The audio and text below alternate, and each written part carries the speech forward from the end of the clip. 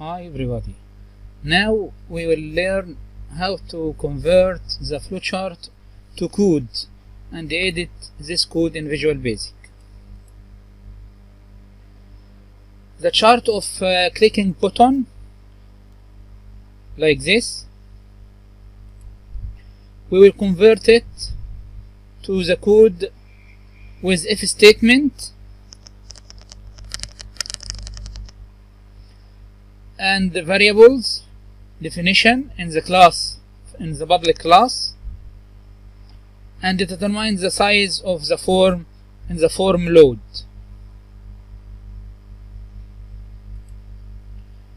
If we click operators, plus or minus, we will get the operation sign equal the operator,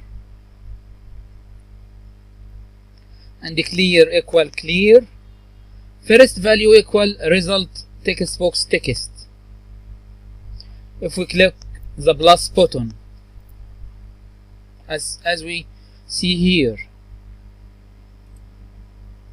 if we click equal, this is the flowchart, we get this select case operation.